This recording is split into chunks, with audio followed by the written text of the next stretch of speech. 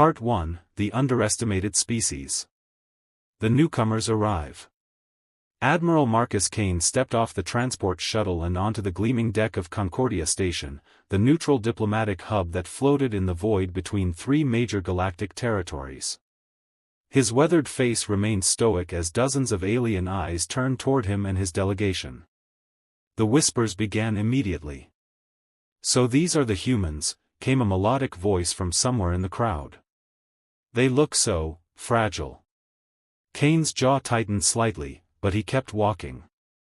Behind him, Ambassador Lydia Cross adjusted her formal diplomatic robes and whispered, "Remember, Admiral, we're here to observe and learn. Nothing more." "I remember," Kane replied quietly. "But they don't know what we're capable of. That might be our advantage." The Council of Powers.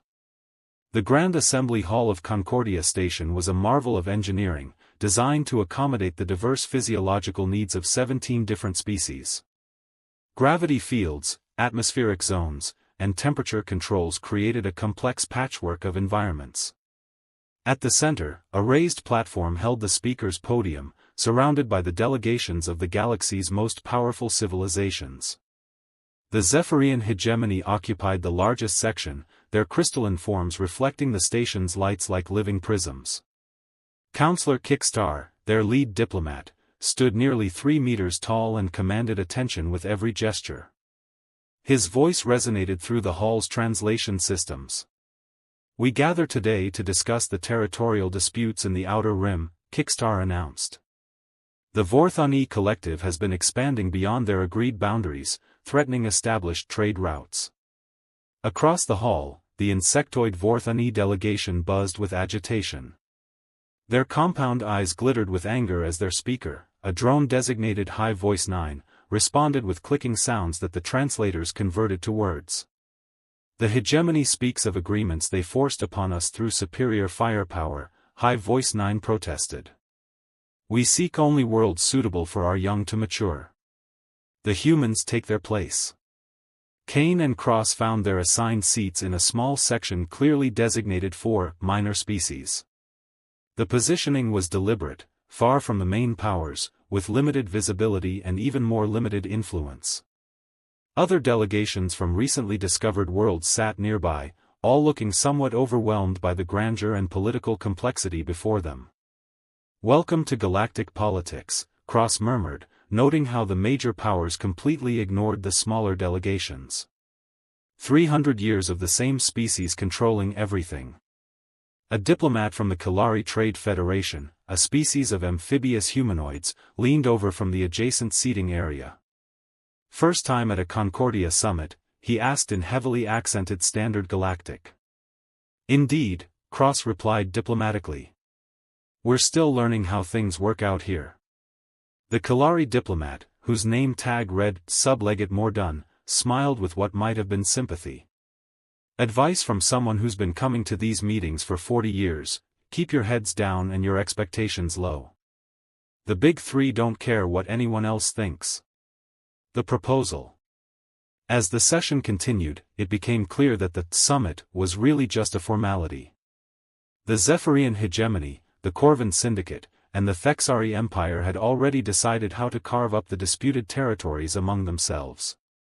The Vorthani Collective would be forced to accept whatever scraps remained. Kane watched the proceedings with the calculating eye of a career military officer. He'd seen this kind of power play before, back when humanity was still confined to Earth's solar system. The strong took what they wanted, and the weak accepted it or faced consequences. "Counselor Kickstar," Cross said suddenly, rising from her seat. The hall fell silent. Minor species rarely spoke during major power negotiations. "The human delegation requests permission to address the assembly," she continued, her voice carrying clearly through the hall's acoustics. Kickstar's crystalline form shifted with what might have been amusement. "Of course, Ambassador Cross. Though I'm curious what insights a species that achieved faster-than-light travel only 50 years ago might offer to civilizations that have been spacefaring for millennia." The condescension in his translated words was unmistakable. Several delegations from the major powers made sounds that the translators interpreted as laughter. The human perspective. Cross walked to the minor species speaking platform, a smaller podium positioned well below the main stage. She looked up at the towering alien delegates and smiled. "Honored representatives," she began, "we humans are indeed newcomers to this galactic community.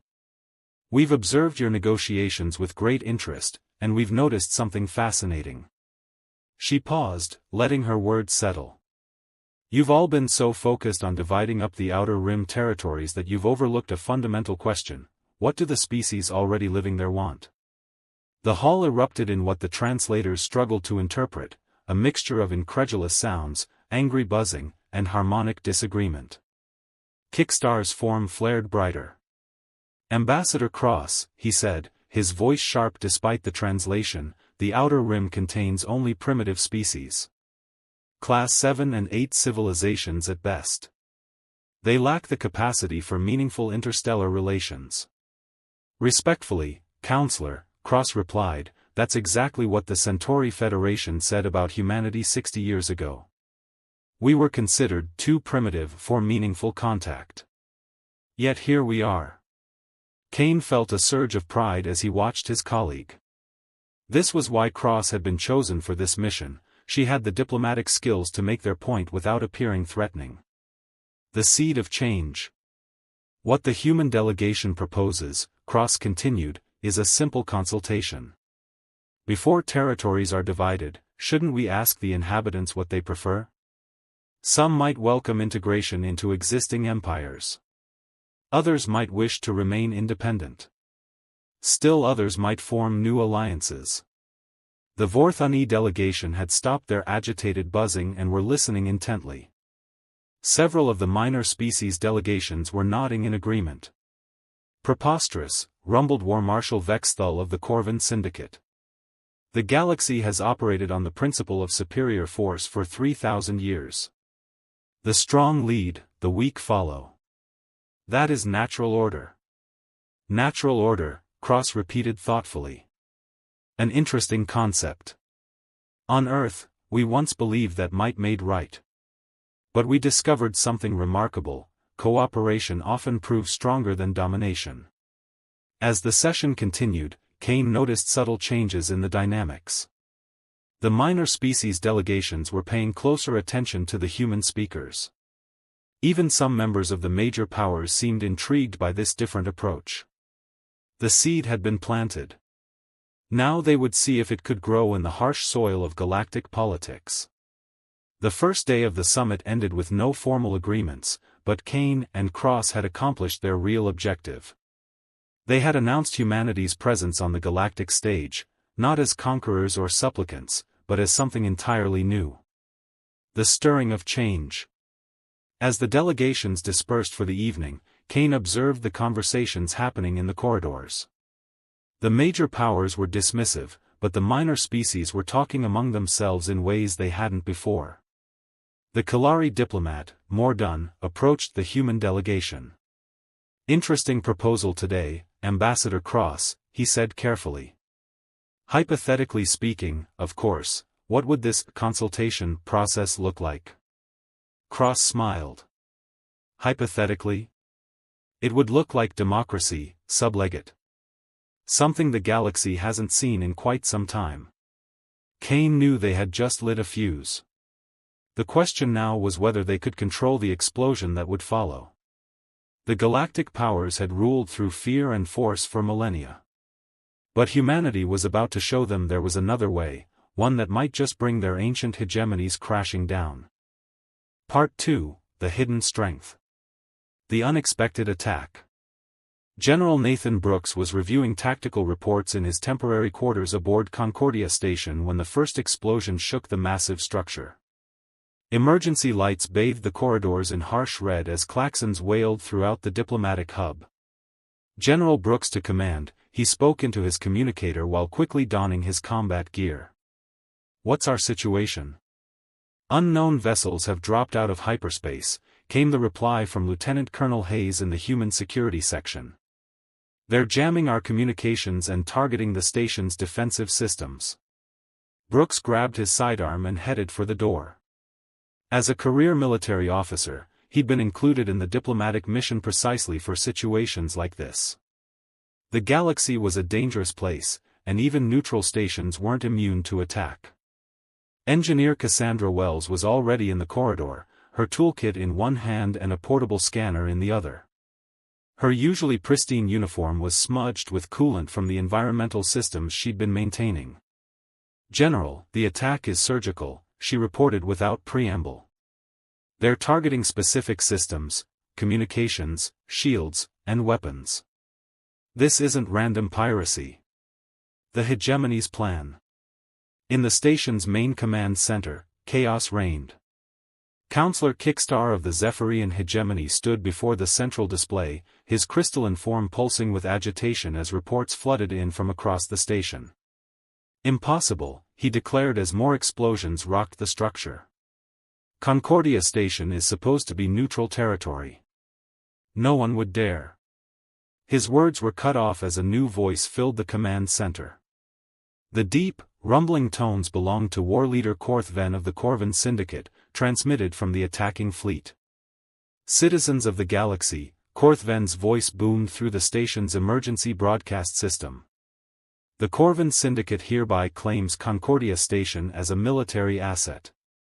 All diplomatic immunity is revoked. Surrender immediately or face the consequences." Station Commander Yilthara, a member of the neutral Pentarch species, stared at the tactical display in horror. "This is madness. They're destroying 3 centuries of interstellar law." The human response.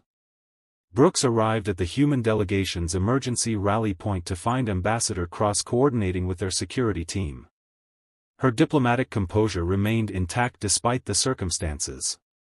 "General, what are our options?" she asked as another explosion sent vibrations through the deck plating. "Limited," Brooks replied grimly. "We brought a security detail, not a battle group. The Corvin fleet has us outgunned 50-1. Wells looked up from her scanner readings. "Not necessarily, sir. I've been analyzing their attack pattern. They're using standard syndicate tactics, overwhelming force applied brutally but without much tactical sophistication." Brooks raised an eyebrow. "Meaning?"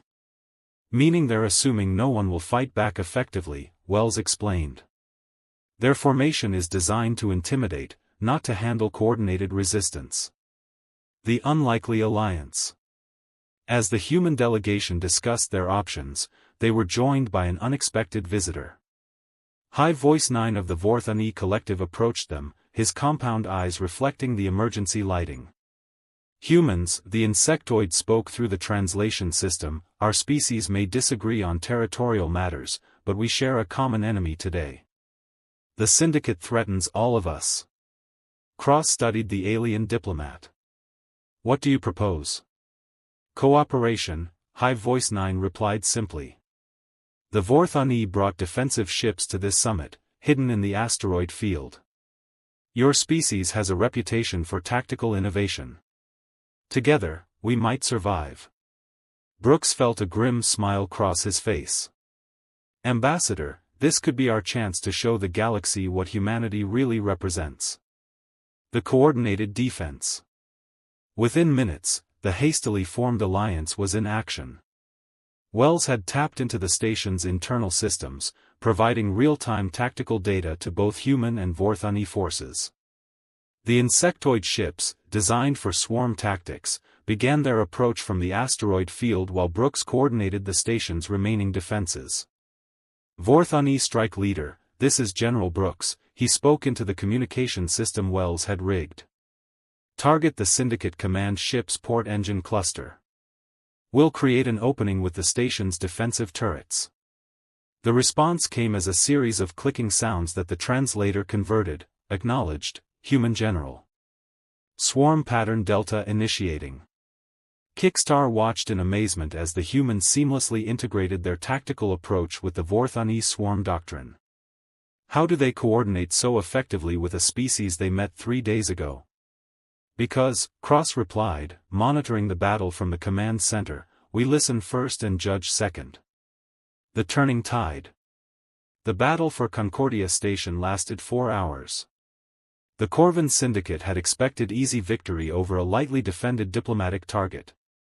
Instead, they faced something they'd never encountered, two very different species working in perfect harmony. Wells had modified the station's defensive systems to complement Vorthani attack patterns, while Brooks provided tactical oversight that maximized both species' strengths. The small human security force fought with precision and adaptability, covering the Vorthani ships during their most vulnerable attack approaches. Impossible, War Leader Korthven snarled as his flagship's shields failed under concentrated fire. The insects lack the coordination for sustained combat. And the humans are barely out of their home system. His tactical officer, a scarred veteran of dozens of campaigns, studied the tactical display with growing unease. War Leader, they're not fighting like separate forces. They're operating as a single unit. The Syndicate's retreat. As the tide of battle turned, other delegations throughout the station began to take notice. Species that had been cowering in their quarters during the initial attack now watched in fascination as the humans and Vorthani systematically dismantled the Corvin formation. "Look at them," whispered Sublegate Mordun to his aide. "The humans aren't trying to dominate the Vorthani. They're working with them as equals." The final blow came when Wells managed to slice into the Syndicate fleet's communication network. Instead of using the access for sabotage, she broadcast a simple message on all frequencies. "Corvin vessels, this is Engineer Wells of the Terran delegation. Your attack on neutral territory violates 17 different interstellar treaties. Withdraw now, and we'll consider this a misunderstanding.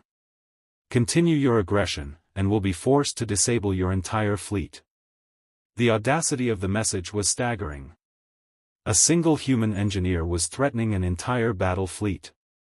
War Leader Korthven's response was predictable: "Terran insects, you dare threaten the Corvin Syndicate? We will crush your pathetic alliance and take this station as planned." The demonstration. Wells looked at Brooks, who nodded grimly. "Show them what human engineering can accomplish, engineer." What happened next became legend throughout the galaxy. Wells activated a program she'd been quietly installing in the station's systems throughout the diplomatic summit. Every piece of Corvin technology on Concordia Station, from personal communicators to weapon systems, suddenly began broadcasting the same message on repeat: "The Corvin Syndicate apologizes for this unprovoked attack on neutral territory." More importantly, she demonstrated that she had complete access to their ship's computer systems. Life support indicators began flashing warnings across the Corvin fleet. Weapon systems powered down and then back up in perfect synchronization. Navigation computers began plotting courses back to Syndicate space. "This is impossible," Korthven whispered as his own command console displayed tactical data about his fleet's vulnerabilities. "No one can slice into Syndicate military encryption." His communications officer looked up with barely concealed terror. "War Leader, they're not just in our computers. They're demonstrating they could have destroyed us at any point during this battle." The new understanding. The Corvin Syndicate withdrew within the hour, their tails between their legs and their reputation severely damaged. Throughout the galaxy, word spread quickly: the humans weren't just skilled diplomats or lucky fighters. They were something far more dangerous, a species that combined military excellence with technological innovation and, most importantly, the ability to forge genuine alliances. In the aftermath of the battle, Brooks found himself surrounded by representatives from minor species delegations. They looked at him with a mixture of awe and hope. "General Brooks," asked a representative from the Kalari Trade Federation, "would humanity consider broader cooperation agreements?" Cross smiled as she watched the impromptu gathering. "Gentlemen, ladies, and honored beings, I believe we have much to discuss. The shift begins." As Concordia Station's repair crews worked to fix the damage from the attack, a more fundamental repair was taking place in the galaxy's political structure. The major powers had always maintained control through fear of their military might, their technological superiority, their willingness to use force.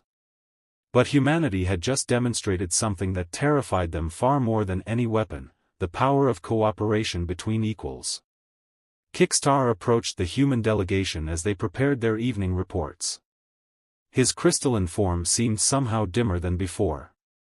"Ambassador Cross, General Brooks," he said formally, "the Zephyrian hegemony wishes to reconsider some of our previous positions regarding territorial negotiations."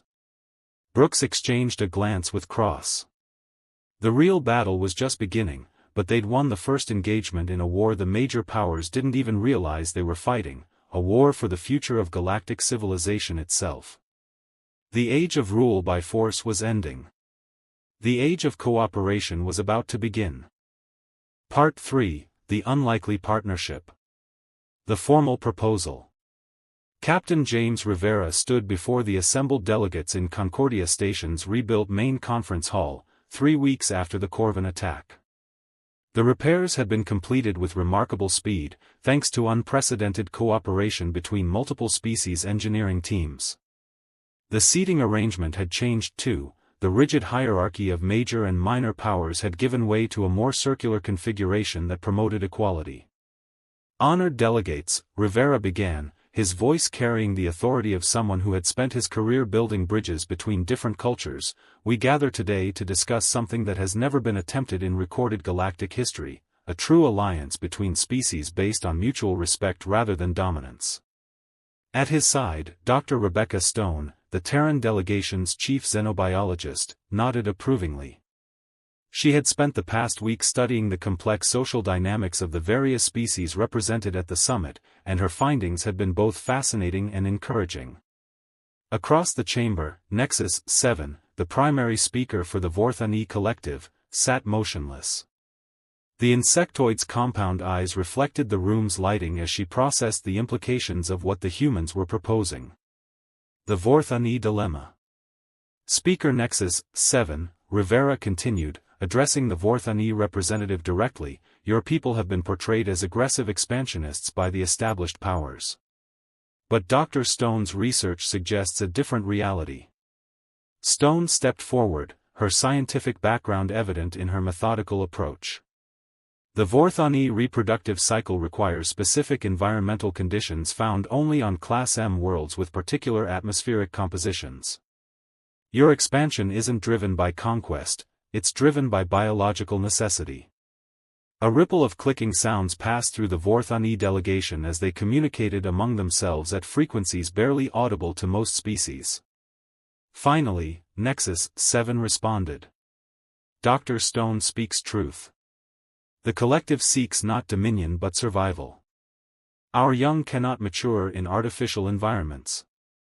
Without suitable worlds, our species faces extinction within 3 generations." The admission sent a wave of surprise through the assembled delegates.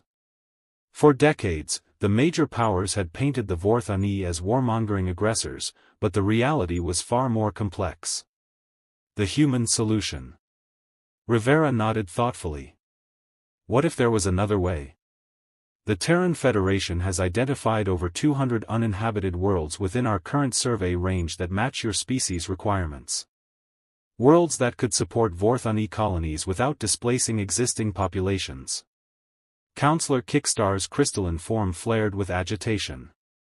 "Captain Rivera, those worlds fall within territories claimed by the hegemony under Ancient Right of Discovery." "Ancient Right of Discovery," Rivera repeated calmly. "A concept that assumes empty worlds belong to whoever has the strongest fleet. But what if we operated under different principles?" Stone activated a holographic display showing detailed planetary surveys. "These worlds have been uninhabited for millions of years. They're rich in resources but lack the specific conditions that most species require. For the Vorthani, however, they're perfect. The new framework. What we propose," Rivera continued, "is a revolutionary concept: conditional stewardship. The Vorthani collective would assume responsibility for these worlds, developing them sustainably and sharing any technological innovations with the broader galactic community." War Marshal Vexthal of the Corvin Syndicate, attending via secured communication link after his force's humiliating retreat, growled his disapproval. Preposterous. The strong take what they need. The weak make do with what remains. This has been the natural order for millennia. Natural order, Stone interjected, her scientific mind engaging with the philosophical challenge. An interesting concept, War Marshal. On Earth, we once believed that survival of the fittest meant the strongest individual survived. But evolution taught us something different. Cooperation often proves more effective than competition. The xenobiological evidence. Stone's presentation that followed was masterful. She detailed how multiple species throughout the galaxy had evolved sophisticated cooperative behaviors, from the Kalari symbiotic trading relationships to the Pentarcha's collective decision-making processes. The Vorthani themselves are proof of cooperation's power, she explained, displaying detailed biological analyses. Your hive mind structure isn't about individual suppression, it's about maximizing collective intelligence and efficiency. Nexus 7's compound eyes focused intently on the human scientist. Dr. Stone understands our nature better than most of our own species' allies. The collective operates through consensus, not domination. Exactly, Rivera said, seizing the moment. Which is why we believe the Vorthani collective would be ideal partners in establishing a new model for interstellar relations. The historical parallel. Rivera activated his own presentation, showing images from Earth's history. My species went through a similar transformation. For millennia, we believed that nations must compete for resources through warfare. But we discovered that cooperation produced far better outcomes for everyone involved. The images showed the progression from Earth's violent past to its current unified government. It wasn't easy, and it didn't happen overnight. But the principles that guided our transformation, mutual respect, shared benefits, and collective security, could work on a galactic scale. Sublegate Mordun of the Kalari Federation leaned forward in his seat. Captain Rivera, what specific mechanisms would ensure that this conditional stewardship doesn't simply become conquest by another name? The enforcement mechanism. An excellent question, Rivera replied. The answer lies in transparency and collective oversight. Every stewardship agreement would be monitored by a joint commission representing all participating species. Regular inspections, shared scientific data, and mandatory environmental assessments would ensure compliance. Stone added, more importantly, the stewardship model includes built-in benefits for the galactic community. Technological innovations, resource-sharing agreements, and collaborative research projects would create positive incentives for responsible development. Nexus 7 rose from her seat, her movement causing a subtle shift in the atmospheric composition around the Vorthani delegation. The collective finds these proposals intriguing. But what guarantees do we have that the major powers will honor such agreements? The alliance proposal. Rivera smiled. That's where the true innovation lies, Speaker Nexus 7. We're not asking the major powers to honor anything. We're proposing that participating species form their own mutual defense compact. The silence that followed was deafening. The implications of Rivera's statement were staggering. He was suggesting the creation of a power block that could rival the traditional hegemonies. The Terran-Vorthani Cooperation Accord would be the first formal agreement, Rivera continued, but it would be open to any species willing to embrace the principles of mutual respect and collective benefit. Stone displayed a list of potential member species. Based on our analysis, at least 37 minor civilizations would benefit from this type of cooperative framework. Together, they would control significant resources and territory. The major powers' response. Kickstar's crystalline form was now pulsing with agitation. Captain Rivera, you're proposing to destabilize 3,000 years of galactic order. The consequences could be catastrophic. Could be, Rivera agreed. Or they could be transformative. The current system has led to endless conflicts, resource wars, and the subjugation of dozens of species. Perhaps it's time for something better. War Marshal Vexthal's voice crackled through the communication system. The Syndicate will not tolerate this threat to established order. Any species joining this so-called alliance will face immediate economic sanctions. Economic sanctions, Stone mused aloud. Another tool of coercion rather than cooperation. War Marshal, what if we offered the syndicate partnership instead of confrontation? The unexpected offer. Rivera's next words shocked everyone in the chamber. The Terran Federation formally invites the Corvin Syndicate to join the cooperation accord as equal partners. The stunned silence was broken by Vexthal's incredulous laughter. You invite us to abandon everything that has made the Syndicate strong? Impossible. We invite you to discover what could make the Syndicate stronger, Rivera replied calmly. Your people have incredible military prowess and technological capabilities. Imagine what you could accomplish if that strength was directed toward creation rather than conquest. The moment of decision. Nexus 7 had been silent throughout the exchange, her compound eyes processing the complex political and philosophical implications of what was being proposed. Finally, she spoke. The Vorthani Collective accepts the Terran proposal. We will join the cooperation accord and commit to the principles of mutual respect and collective benefit. The chamber erupted in a mixture of sounds, crystalline harmonics from surprised Zephyrians, clicking approval from other Vorthani delegates, and worried murmurs from representatives of the minor powers. Rivera extended his hand toward Nexus 7 in the traditional human gesture of agreement. After a moment's hesitation, the Vorthani speaker reached out with one of her 4 arms, gently grasping the human's hand.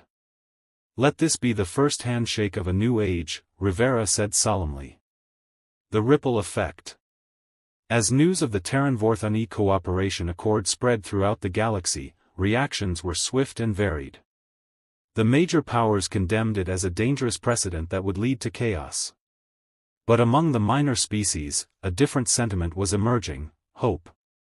Dr. Stone monitored the communication channels, watching as delegates from dozens of species began reaching out to the human and Vorthani representatives.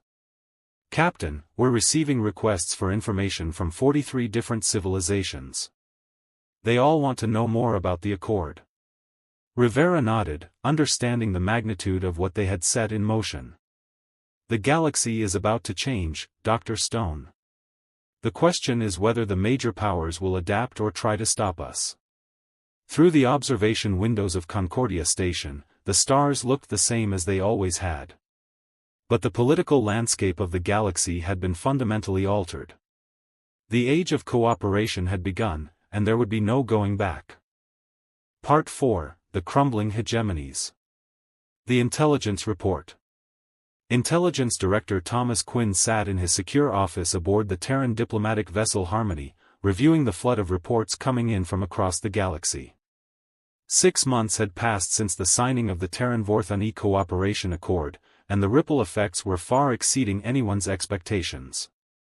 Director Quinn, his aide, diplomatic attaché Victoria Hart, entered with a fresh batch of encrypted communications.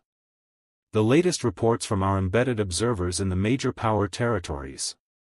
Quinn accepted the data pad and scrolled through the intelligence summaries. Each report painted the same picture: the traditional galactic powers were fracturing from within as their subjugated species began demanding better treatment. The Kalari Trade Federation formally requested admission to the Cooperation Accord this morning, Hart reported.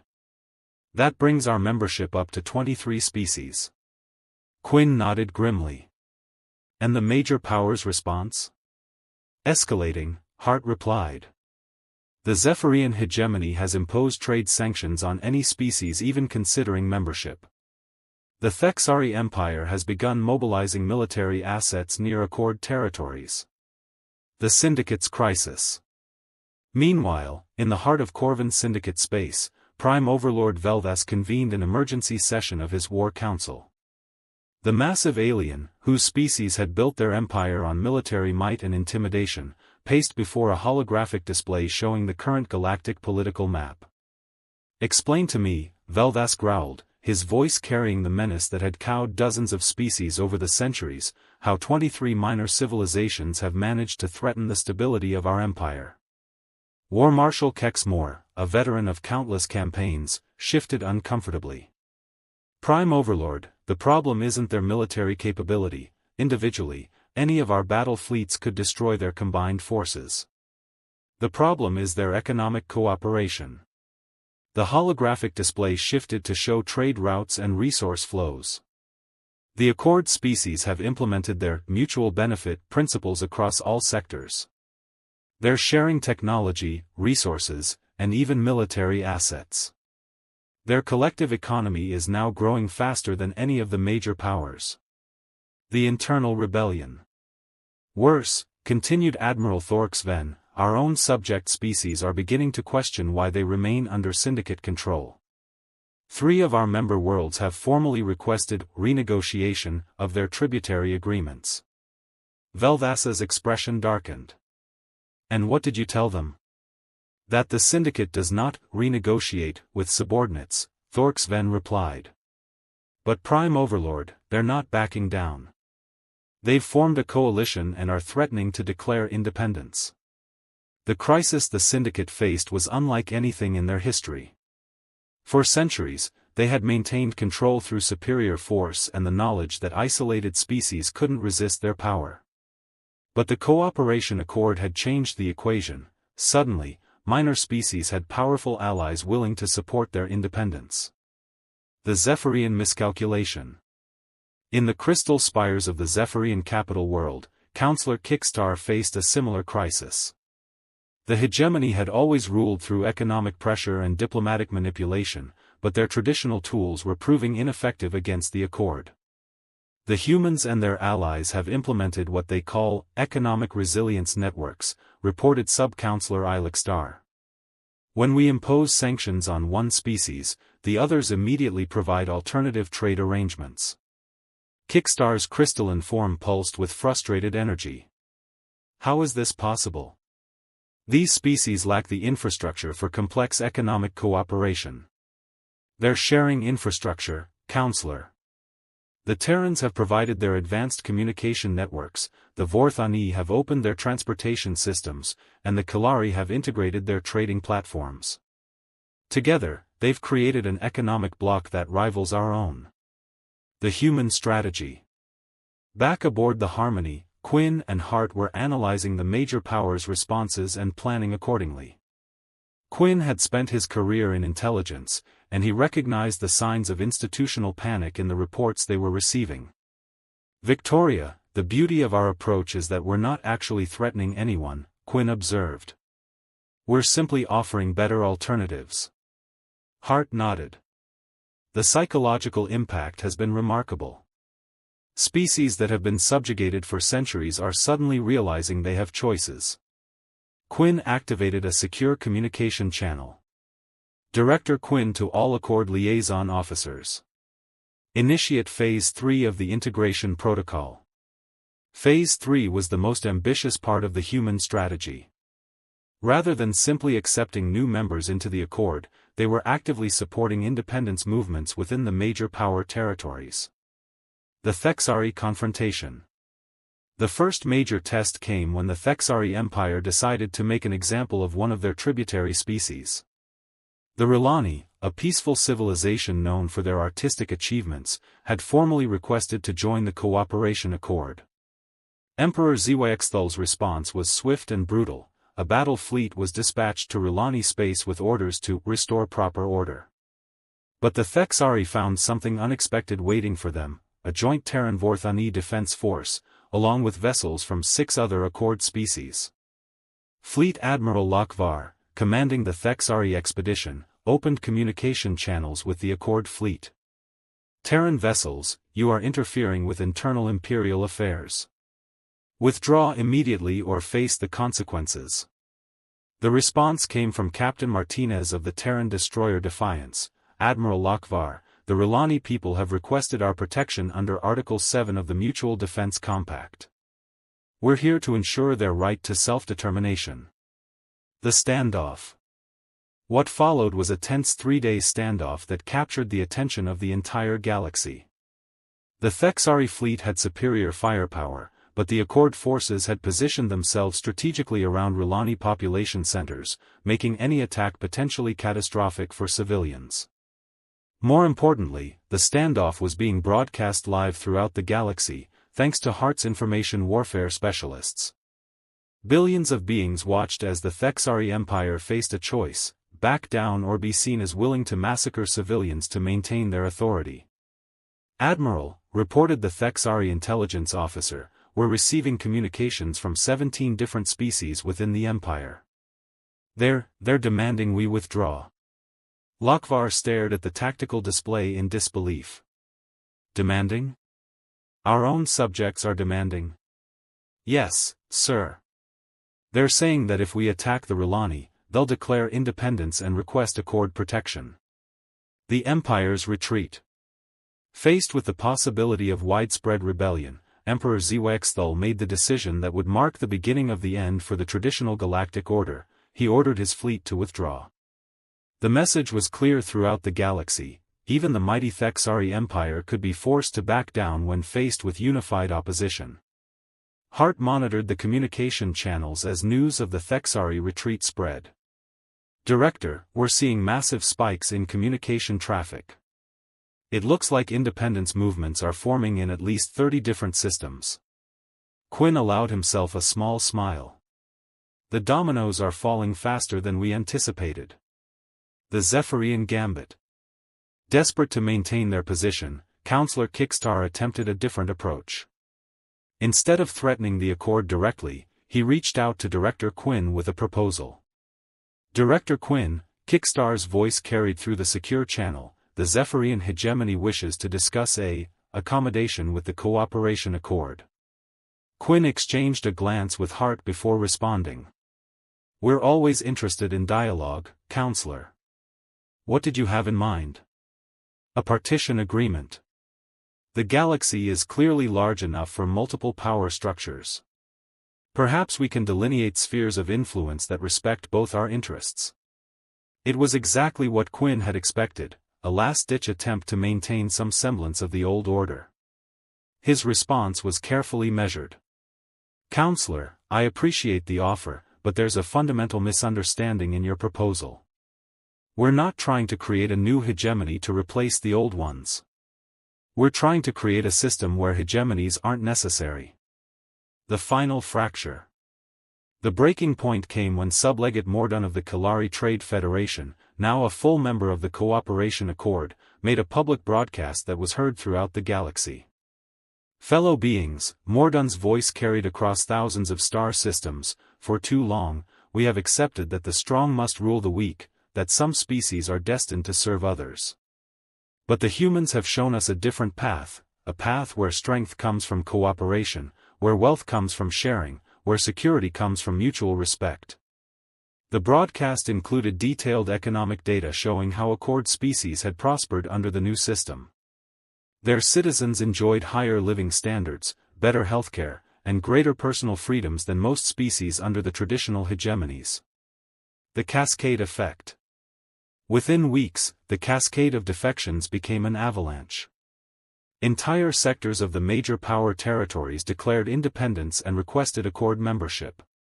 The Corvin Syndicate found itself controlling less than half its former territory. The Zephyrian hegemony saw its economic networks collapsing as former tributaries formed their own trading partnerships. Quinn watched the reports flood in with a mixture of satisfaction and concern. "Victoria, we may have been too successful. The collapse is happening faster than we can manage integration." HART nodded. "We're receiving membership applications faster than we can process them. The logistics alone are becoming overwhelming." The new reality. As the fourth month of the cascade concluded, the galactic political map had been fundamentally redrawn. The three major powers still existed, but they controlled significantly reduced territories and had lost much of their economic influence. More importantly, they had lost something even more valuable: the fear that had kept their subjects in line for millennia.